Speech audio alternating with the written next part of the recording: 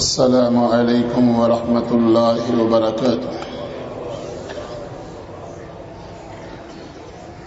ان الحمد للہ نحمده ونستعینه ونستغفره ونعوذ باللہ من شرور انفسنا ومن سیئات اعمالنا، من يهده الله فلا مضل له ومن يضلل فلا هادي له، وأشهد أن لا إله إلا الله وحده لا شريك له، وأشهد أن محمدا عبده ورسوله.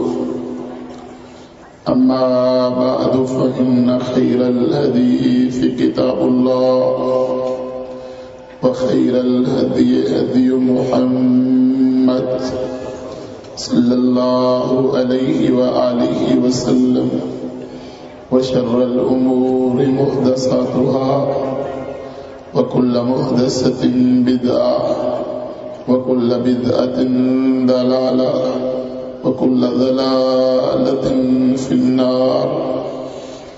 أعوذ بالله السميع العليم من الشيطان الرجيم، من همزه ونفخه ونفثه.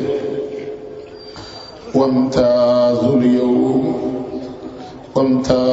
اليوم أيها المجرمون، وامتازوا اليوم أيها المجرمون. ألم أحد إليكم يا بني آدم ألا تعبدوا الشيطان إنه لكم عدو مبين، وأن اعبدوني هذا صراط مستقيم. حضرات، دنیا میں رہنے والا ہر انسان اس کی یہ تمنا ہوتی ہے کہ اس کا مستقبل شاندار ہو، اس کا مستقبل حسین ہو. دن کے خیال اور راتوں کے خواب یہی ہوتے ہیں کہ دنیا کے اندر میری زندگی آرام والی ہو، کوئی پریشانی نہ ہو، کوئی مشکل نہ ہو. اسی طرح وہ مستقبل سنوارنے کے لیے ہر تکلیف کو گوارا کر لیتا ہے. مزدور سارا دن مزدوری کرتا ہے اس لالچ میں کہ رات کو اسے کچھ ملے گا. طالب علم ساری رات پڑھتا رہتا ہے اس لالچ میں کہ اسے ڈگری ملے گی. دکاندار سارا دن دکان کھولتا ہے کہ اسے پیسے ملیں گے، بچوں کے لیے روزی ملے گی. تاجر تجارت کرتا ہے تاکہ اسے کچھ فائدے حاصل ہو جائیں. دنیا کا سکون لینے کے لیے یہ انسان اتنا کچھ کرتا ہے، مگر یہی انسان جو دنیا کے لیے مارا پھر رہا تھا، بیکاری بھی بن گیا تھا، ظلم بھی برداشت کر رہا تھا، دنیا کے اندر میرا مستقبل سنور جائے، پتہ نہیں کیوں اپنی آخرت سے غافل ہے، پتہ نہیں کیوں قیامت کے روز سے غافل ہے، پتہ نہیں کیوں قبر کے عذابوں سے غافل ہے. کیا ہم میں سے کوئی یہ چاہتا ہے کہ اس کا ایکسیڈنٹ ہو جائے، اس کا حادثہ ہو جائے، یا وہ بیمار ہو جائے؟ کیا ہم میں سے کچھ چاہتا ہے کہ اس کا خسارہ ہو جائے، اس کا نقصان ہو جائے؟ کیا ہم میں سے کچھ چاہتا ہے کہ دنیا کے اندر لوگ اس کو رسوا کر دیں، ذلیل کر دیں؟ اگر ہم دنیا کے اندر یہ سب کچھ نہیں چاہتے تو پھر ہم آخرت کا نقصان کیوں کر رہے ہیں؟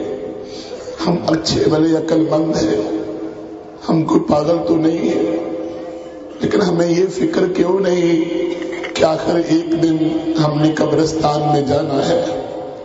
کیا ہم دنیا کا نقصان برداشت نہیں کرتے تو آخرت کا کیسے برداشت کر رہے ہیں؟ لمحہ بھر کے لیے سوچئے، ہم گھر میں رہ رہے ہیں، گاڑی ہمارے پاس ہے، ہر چیز ہمارے پاس ہے، اچانک آنے والا آئے اور کہے گھر بھی چھوڑ دو، گاڑی بھی چھوڑ دو، چلو میرے ساتھ، چلو میرے ساتھ، تمہیں سب کچھ چھوڑنا ہوگا۔ کتنا بد نصیب ہے وہ انسان جس نے دنیا کی زندگی کو آخرت کی زندگی پر ترجیح دی۔ 50,000 سال کی زندگی پر اس 1.5 منٹ کی زندگی کو ترجیح دیتا رہا۔ بل تؤثرون الحیات الدنیا والآخرۃ خیر وابقیٰ، تم دنیا کی زندگی کو ترجیح دیتے ہو حالانکہ تمہارے لیے آخرت کی زندگی بہتر ہے۔ کتنا بدقسمت ہے وہ انسان اور بد نصیب ہے وہ انسان جو ساری زندگی اپنی تخلیق کا مقصد ہی نہیں سمجھ سکا کہ اللہ نے مجھے پیدا کس لیے کیا تھا، میں دنیا میں آیا کس لیے تھا، میرا دنیا میں آنے کا مقصد کیا تھا۔ حالانکہ اللہ نے قرآن میں بیان کر دیا ہے وَمَا خَلَقْتُ الْجِنَّ وَالْإِنسَ إِلَّا لِيَعْبُدُونَ، میں نے انسانوں اور جنوں کو اپنی عبادت کے لیے پیدا کیا ہے۔